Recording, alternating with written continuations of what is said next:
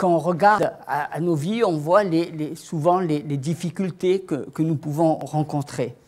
Mais je voudrais vous dire ce matin eh bien, que Dieu a délivré, vous a délivré et m'a délivré complètement eh bien, de certaines choses qui nous tiennent captifs. La victoire de Jésus à la croix, eh bien, c'est une victoire qui nous a délivrés de domination, qui les a dépouillés. Et c'est à moi à les recevoir dans mon cœur, et c'est à moi aussi à me saisir eh bien, de la victoire de Jésus pour marcher triomphant. La vie d'un chrétien, s'il est centré sur Dieu, est une vie de victoire. S'il vit vraiment dans cette relation, hein, il y a une relation, il y a beaucoup de gens qui disent, qui croient en Dieu mais qui ne vivent pas avec Dieu.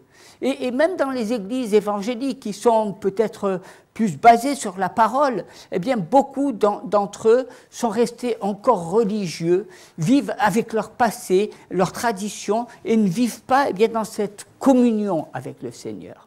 Et Jésus veut, Dieu est bavard et Dieu veut habiter dans notre vie. Il veut qu'on soit eh bien, son temple. Vous imaginez un petit peu le désir de Dieu que nous devenions le temple, son temple, sa maison, son habitation. Hein, et c'est pour ça que, eh bien, on a besoin de faire un travail. Et c'est le travail de Pâques. Vous savez, pendant cette période de Pâques, on nettoie les maisons, on vide les pièces, on jette la vieille vaisselle, on veut rien de...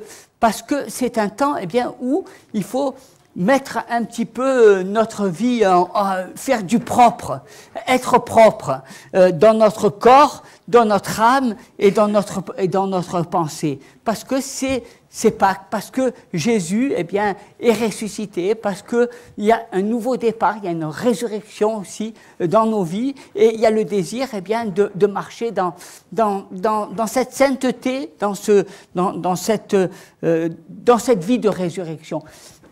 Quel avantage! Qu'est-ce que c'est formidable! C'est beau! Moi, je me réjouis de voir les chrétiens qui appartiennent à Jésus. Ils ont des yeux, ils sont merveilleux, ils ont un cœur, mais ça se sent. On voit, vous savez, l'amour de Dieu, ça se voit, ça se ressent.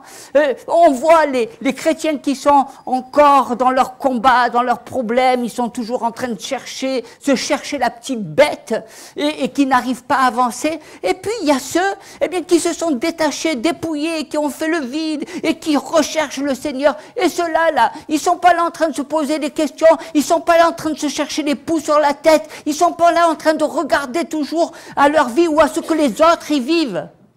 Ils sont là simplement à vivre l'amour de Dieu, la présence de Dieu, la sainteté de Dieu. Et croyez-moi que si vous consacrez votre vie à vivre, eh bien, les valeurs de Dieu, la joie du Seigneur, si vous consacrez votre vie à passer du temps avec lui, dans sa parole, dans sa présence, dans la relation avec les gens que Dieu vous met autour de vous, c'est formidable. C'est formidable de voir un père qui répond à ses enfants, qui les inculque dans la parole. Moi, j'étais émerveillé. Je suis d'origine juive, donc j'étais dans la fête de Pâques qui a commencé le vendredi, et je voyais les parents, comme ils éduquaient les enfants et comment ils leur parlaient. Ben, c'est extraordinaire. C'est extraordinaire de voir cette saveur, cette joie, cette famille. Hein, on sentait le papa, on sentait la mère, on sentait eh bien, cette dignité, ce rôle de chacun, et c'est formidable. Combien nous avons à vivre les valeurs de Dieu, et combien ça prend beaucoup de temps, et combien ça remplit votre cœur. Et vous savez, c'est merveilleux. Moi, je voyais ma sœur, eh bien, elle avait ses enfants tout autour d'elle, et c'était la joie, et c'était la récompense. Sa joie, sa récompense que Dieu lui accordait.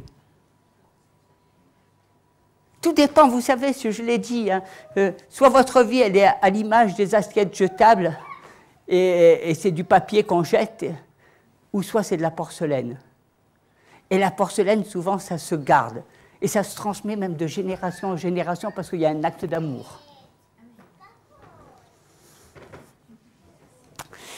Alors, je voudrais vous donner ce matin cet exemple que le peuple d'Israël, les enfants d'Israël ont pu expérimenter, c'est dans 1 Corinthiens. « Or, mes frères, je ne veux pas que vous ignorez que vos pères ont tous été sous la nuée, qu'ils ont tous passé à travers la mer, qu'ils ont tous été baptisés en Moïse dans la nuée et dans la mer. » Et j'aime bien parce qu'ils ont expérimenté. Quand Dieu a agi, eh bien, il a sorti tout le peuple. C'est extraordinaire, hein? Vous savez, tout le peuple. Il les a tous sortis dans la même nuée, ils sont tous partis ensemble. Ça, c'est quelque chose de formidable. Dieu veut ça. C'est la volonté, cette unité, ce fait que tout le peuple, qu'on soit tous unis, qu'on soit tous rassemblés, qu'il n'y a pas de clocher, il n'y a pas de personnes qui... Le Seigneur Jésus, il est pour ceux qui le reçoivent dans leur cœur. Il est pour ceux qui veulent bien, marcher dans ses voies. Et Dieu a ce désir d'unir. C'est pour ça que ce matin, je vous ai parlé de la famille. Parce qu'on veut être comme une famille. Parce que c'est important pour l'Église d'être la famille de Dieu. Et on a besoin d'être unis. On a besoin de s'unir. On a besoin de partager. On a besoin de vivre. On a besoin d'expérimenter les mêmes choses. On ne peut pas vivre cette unité si chacun mène sa vie de son côté. Est-ce que vous avez vu des gens qui vivent, votre mari vit d'un côté, votre épouse vit d'un autre côté, et les enfants ils vivent d'un autre côté? Ça mène rien de bon. Tout le monde va s'épuiser à sa tâche, à sa vie, mais Dieu, lui, veut rassembler ses enfants, parce que c'est ça la véritable vie. La véritable valeur, c'est Dieu est une mère, et rassemble. Et c'est important pour nous d'avoir ces valeurs de rassemblement, cette relation de cœur où Dieu nous rassemble pour qu'on soit ensemble et pour que tous ensemble, dans la joie comme dans l'épreuve, nous la passions ensemble, même dans les difficultés. Les Juifs qui ont passé ils ont vécu l'esclavage, ils savaient qu'est-ce que c'était la souffrance, mais ils sont sortis, ils ont vu le même Seigneur. Et c'est important parce que tous, ils ont eu le désir d'aller dans la direction de la terre promise, tous ensemble. Il n'y a pas 36 000 chemins. Il n'y a qu'un chemin, c'est celui de Jésus. Tous nous devons regarder à Jésus. Il n'y a pas le chemin de Bernard, le chemin de Paul, de Jacques, de Pierre. Il y a le chemin de Jésus. Il n'y a qu'un seul chemin. C'est Jésus. C'est formidable le chemin de Jésus. Parce que le chemin de Jésus, c'est la joie, c'est la souffrance aussi, la difficulté, les épreuves, mais c'est aussi l'espérance parce qu'on sait que Jésus c'est la vie, qu'il y a la résurrection, que Jésus lui aussi a apporté cette délivrance.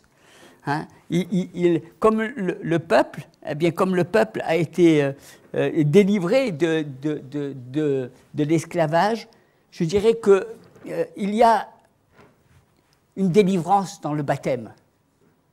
Hein, et cet après-midi, il y a une délivrance. Dieu délivre. Dieu te délivre. Dieu vous délivre de la captivité. Il vous délivre du vieux monde. Il vous délivre des pensées qui vous tiennent captifs. Il y a toujours un avant et un après. Il suffit d'un jour. Une guerre, on peut être en guerre pendant des années et on peut être en paix en un jour. Un jour où on signe des décrets, nous avons la paix. Tu peux avoir des luttes pour avoir un bien, pour avoir pendant des années. Et tu peux devenir propriétaire en un jour, en passant chez le notaire. C'est le baptême, eh bien, c'est une délivrance de cette vie. Pour vivre une vie de résurrection. Et je veux parler à ceux qui vont passer par le baptême, mais ceux aussi qui sont déjà dans le Seigneur, qui sont déjà passés par le baptême. Parce qu'on a toujours besoin de se rappeler. On se rappelle, on veut toujours, mais il faut se rappeler les bonnes choses. Dans la vie, il y a des pierres blanches. Ce sont des pierres, on faisait des édifices, bien des étapes de la vie. Je pense que dans une famille, par exemple, c'est une étape quand un enfant naît. Hein, c'est une vie qui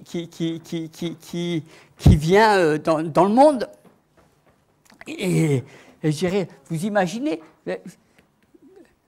pour l'enfant, lui aussi c'est une délivrance, c'est une résurrection, parce que l'enfant, il était dans le ventre de sa mère, il grandit, il a pris forme, il mange, il est dans son univers. Vous imaginez que cet enfant, eh bien, il est vivant, il est là, il existe, il est dans son monde. Et puis, un jour, il va sortir de ce monde, du ventre de sa mère, et puis, eh bien, la mère, elle n'aura plus son enfant. Elle sera vide. Elle n'entendra plus les battements, elle n'aura plus... Céline, elle sait de quoi je parle. Et puis, cet enfant, il va découvrir un nouveau monde. Il va découvrir un nouveau monde. Il va découvrir des visages.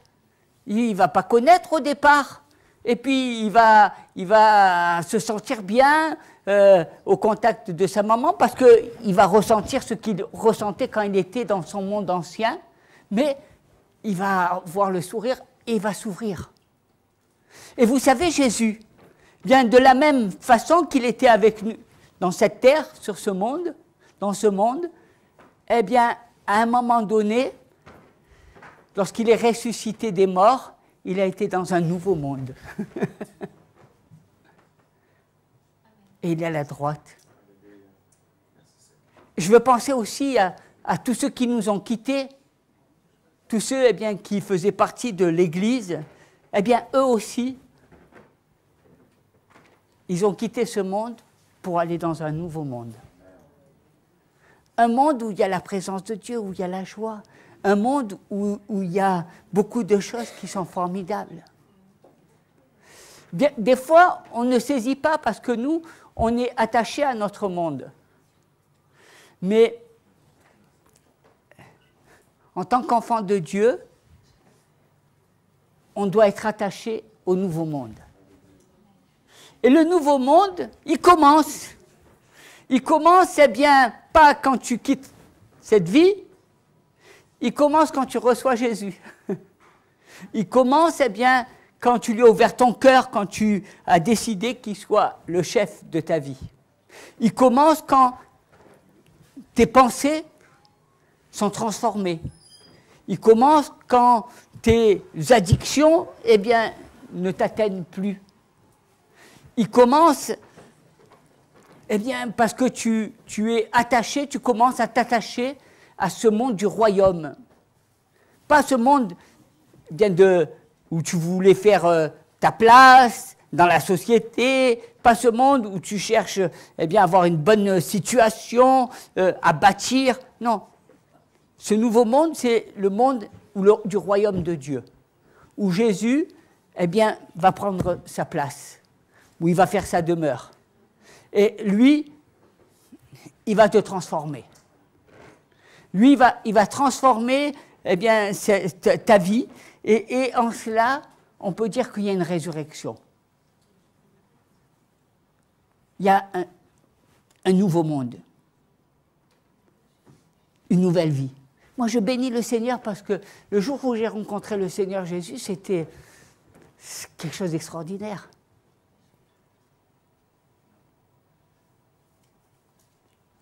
Je ne le regrette pas. Au contraire, ça a changé ma vie. Je ne regrette pas le vieux monde, l'ancien. Non, parce que Parce que quand tu rentres dans la vie, quand tu pars, tu reçois Jésus, eh bien, il y a de nouvelles valeurs. Ton cœur n'est plus vide, il est rempli. Et tu vois combien Dieu te change, combien il transforme. C'est important, les transformations.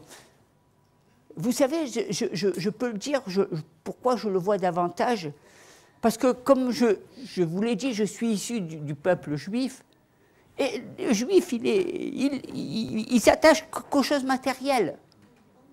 Il va parler d'une manière intellectuelle. Bien sûr qu'ils cherchent, ils sont dans l'attente de Jésus, et même plus que dans l'attente du Messie, puisque Jésus ne le reconnaissent pas. Mais c'est toujours, oui, mais Dieu comprend nos faiblesses, mais Dieu, il nous invite à venir par nous-mêmes. C'est cette notion de se transcender, d'apprendre à devenir meilleur. Mais béni soit le Seigneur, parce que nous, le Seigneur nous a délivrés de tout ce qui nous empêchait de devenir meilleurs. Il nous a délivrés du péché. Et la nature du péché, l'homme ne peut pas s'en délivrer tout seul. C'est pas par leur acte, c'est pas par leur comportement, c'est pas par le fait qu'ils prient du matin jusqu'au soir, sur un mur qu'ils vont se délivrer. C'est par Jésus. C'est le Fils de Dieu qui te délivre. C'est lui qui te délivre de toutes ces choses qui t'empêchent de vivre. C'est lui qui te délivre des pensées négatives. C'est lui qui te délivre qui chasse les ténèbres de ton cœur pour amener la lumière. C'est lui qui fait que ta vie peut devenir un jardin, le jardin d'Éden, là où il y a la présence de Dieu, là où tu peux mettre ton havre de paix dans ta maison et que ta maison soit comme un jardin d'Éden, où tu n'autorises pas le monde extérieur à venir, enlever cette quiétude. Cette paix, l'Esprit du Seigneur, qui change. Et je vois ces hommes, des gens très intéressants, des gens très intellectuels, des docteurs, des gens qui ont de la connaissance, qui ont de l'argent, qui ont un cœur extraordinaire, qui aiment la parole. Et des fois, je me dis, mais Seigneur, oui, on a des choses à apprendre parce que eux, ils le font avec leur propre force et ils n'y arrivent pas parce que c'est impossible à l'homme. Et nous, nous vivons dans des temps de paresse. Les chrétiens sont des cigales qui chantent du matin jusqu'au soir, qui se prennent pour des cigales là et qui ne cherchent pas à marcher, à vivre la parole, à expérimenter les grâces de Dieu. Ce peuple-là, qui a tout pour avancer, pour réussir, pour vivre cette bénédiction, pour vivre la gloire de Dieu, ce peuple qui est tourné sur lui-même, qui regarde son nombril, qui regarde ses petits bobos, qui regarde sa manière de voir les choses, qui regarde et qui regarde et qui regarde, et qui perd son temps. Regardons à Jésus. Notre délivrance, c'est Jésus. C'est lui qui nous a délivrés de ce vieil homme. Et rentrant dans le nouvel homme, rentrant dans cette nouvelle peau, dans ce nouveau moi, rentrant dans notre véritable demeure, celle où il y a la présence de Dieu. Rentrant dans cette maison, où il fait bon y vivre, où on se sent bien, où on sent l'amour, où il y a la paix, où finalement on n'est pas dans l'inquiétude, parce qu'on sait que celui qui est avec nous est bien plus fort que tout le reste. Et les choses changent. Et c'est ça, cette délivrance. Cette délivrance de savoir que quand on est croyant au départ, on dit « Ah, c'est difficile, c'est difficile, c'est difficile, c'est difficile ». Mais quand tu es dans le Seigneur et que tu vis les choses de Dieu, il n'y a rien de difficile. Tout est une joie. Tout devient extraordinaire parce que tu vois des fruits, parce que tu vois eh bien, la grâce de Dieu, parce que tu expérimentes un Dieu vivant. Tu expérimentes cette résurrection. Tu n'es pas là en train d'être dans une église et de penser que Dieu est mort. Il y a beaucoup de gens qui fêtent la Pâque, mais pour eux, Jésus n'est pas ressuscité. Ils n'ont pas expérimenté la résurrection. La résurrection, elle est dans tes yeux, elle est dans ta vie, elle est dans ton cœur. Elle est bien dans ta façon d'être. Hein? Et on voit, eh bien, vous savez, Jésus, il est venu pour ôter le péché du monde. Il a pris tout le péché, il a pris ton péché, il a pris mon péché, et il m'a délivré. Alléluia. Et c'est pour ça que je vous invite vraiment à devenir un nouveau. On ne peut pas mélanger le vieux et le neuf. Vous ne pouvez pas être vieux et aller vers le neuf et mélanger le neuf. Non, ça sera toujours un compromis. Soit tu passes et que tu vas dans le neuf, mais tu sors. Souvent, notre passé, eh bien, nous bloque. Parce qu'on vit avec ce qu'on a aimé, on vit avec nos principes qu'on a appréciés, on vit avec nos souvenirs. Mais à un moment donné, avec Dieu, il faut faire le neuf. Quand tu sors, que tu es passé eh bien, de la mort à la vie, tu fais le neuf. Quand un enfant, il sort du ventre de sa mère, il fait le neuf. Il découvre un nouveau monde. Quand ceux qui nous ont précédés et qui sont dans le Seigneur maintenant, eux aussi font le neuf. Il y a toujours cette notion de nouveau. Et Pâques, eh bien, c'est nouveau, c'est quelque chose de neuf. C'est quelque chose qui t'invite à rentrer dans quelque chose de neuf, de nouveau. Pourquoi ? Parce que c'était Jésus qui a tout accompli. Pourquoi ? Parce que tu te rends compte que les gens, je veux dire, mon Jésus à moi, c'est celui qui a battu qui m'a délivré. C'est le Jésus eh bien, qui a eu la victoire sur toutes les dominations. C'est celui qui a dépouillé toutes ces dominations de sa puissance. Mon Jésus, ce n'est pas le Jésus historique. Je ne fête pas le Jésus de l'histoire. Je ne fête pas la Pâque de l'histoire. Je fête le Jésus vivant. Celui eh bien, qui est toujours vainqueur. Celui eh bien, qui sait que toutes ces puissances ont été dépouillées. Et il y a ceux qui cherchent, midi 14h, cherchez. Vous avez envie de perdre votre temps, cherchez. Rentrez dans la présence, vous allez voir. C'est une expérience que chacun nous devons faire d'une manière unique. Comme quand tu vas passer par les eaux du baptême, bien c'est unique. C'est toi avec Dieu. Et la relation qu'on a avec le Seigneur, elle doit être unique.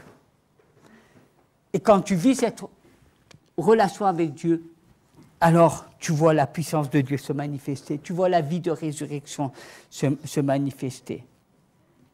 Et tu te rends compte que finalement, peu importe les tracas de la vie, peu importe les difficultés, parce que au lieu tu es dans la paix du Seigneur, parce que tu sais que eh bien, tu dors en paix, parce que tu sais que le Seigneur est là et qu'il dirige toutes choses. Je trouve ça formidable. Vous savez, quand vous regardez la vie, et quand si vous avez l'occasion d'aller en Israël, vous verrez que c'est un petit pays qui est jeune, qui n'a pas beaucoup d'existence, mais vous verrez une chose, c'est la vie. Les gens vivent. Ils s'amusent, ils rigolent, ils vivent. Ils vivent. Et à côté de ça, vous avez la guerre. Vous avez des bombes, des obus qui tombent dans les villes, vous avez des morts. Mais ils vivent. Ça ne les empêche pas de vivre. Alors que, bien souvent, nous, il nous arrive une catastrophe, c'est fini, on ne vit plus. On a un problème, c'est terminé, on ne vit plus. On a un souci, c'est terminé, on ne sort plus. Jésus, c'est la résurrection et la vie. Il est la vie. Et la vie, eh bien, ta vie, ma vie, il se côtoie des difficultés, des combats, des luttes, des problèmes, des attentats, et je vis. Il est la résurrection. Et j'aimerais que tu comprennes qu'il est la vie. Et qu'il faut vivre. Il faut vivre. Il y a de belles choses. Tout reflète la gloire de Dieu. Hein? Pourquoi ne pas vivre? Pourquoi t'enterrer? Pourquoi vivre comme un mort? Même les morts, ils vivent quand ils sont en Christ. La vie. Dieu est la vie. Il n'est pas la vie du pécheur. La vie n'est pas dans le péché. Le péché tue. Le péché détruit. Il y a des gens qui disent « Ah, je prends une cigarette, je kiffe. » Ou « Je bois de l'alcool, je kiffe. » C'est pas bon. Quand ils auront un cancer, eh bien, ils ne vont pas kiffer. Donc, ça fait du mal. La vie, elle est belle pour ceux qui savent vivre. Elle est belle pour ceux bien, qui apprécient la vie. Quand, malheureusement, les gens, quand ils se droguent, c'est parce qu'ils ont peur de la vie. Ils cachent. La vie ne leur apporte pas ce qu'elle devrait leur donner. Ils ont le sentiment qu'ils ne sont pas épanouis. Ils ont le sentiment qu'ils ne vivent pas. Mais Jésus, c'est la résurrection et la vie. Et Dieu est le Dieu de vie. Et autour de toi, eh bien, sache une chose, c'est que Dieu a mis la vie. Et que tu peux voir les choses, soit tu les vois avec des yeux en assiette jetable, en carton, ou soit tu les vois avec des yeux de porcelaine, et là tu verras que ta vie, elle est belle. Tout dépend comment tu regardes. Tout dépend quel choix tu fais. Si tu fais le choix eh bien, de vivre dans le péché n'apporte pas le bonheur. Le péché n'apporte pas le bonheur. Au contraire, il apporte les ennuis. Hein? Quelqu'un qui trompe sa femme, ou qui est obligé de divorcer, ou qui est obligé de ne pas voir ses enfants, etc. C'est pas le bonheur, hein. Après, c'est un chemin de croix, hein. Le bonheur, c'est de vivre la vie que Dieu veut que tu vives. Alléluia. On va s'incliner dans la prière, parce que je sais qu'il y a beaucoup de travail. Et puis que le Seigneur vous bénisse.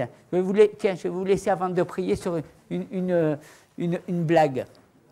Vous savez, c'était à l'école, on demande à quelqu'un, est-ce que vous savez, vous pouvez me donner un miracle qui s'est passé? Et il y a une personne qui fait comme ça.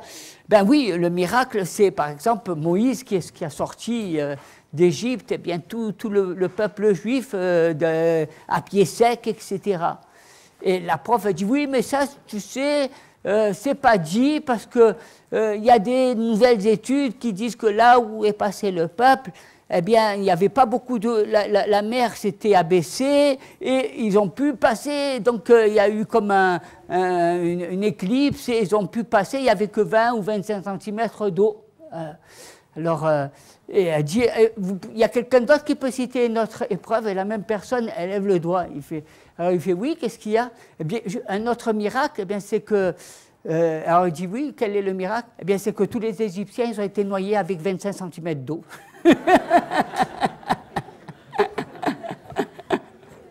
Ça, c'est un miracle. Eh oui. S'ils ont été noyés avec le...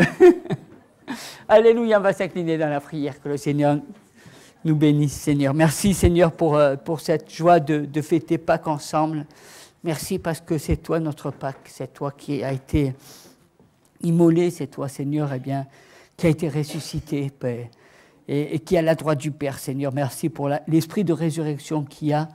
Je demande, Seigneur, de bénir nos frères qui vont passer par les eaux du baptême, Seigneur, que ça soit véritablement eh bien, une résurrection pour eux, que tu puisses eh bien, leur donner de marcher dans tes voies, réjouir leur cœur jour après jour, Seigneur, et que même si des épreuves les attendent dans la vie, eh bien qu'ils sachent que c'est toi qui es aux commandes et que c'est toi qui vis avec eux, et que tu puisses eh bien, leur donner d'aller de victoire en victoire.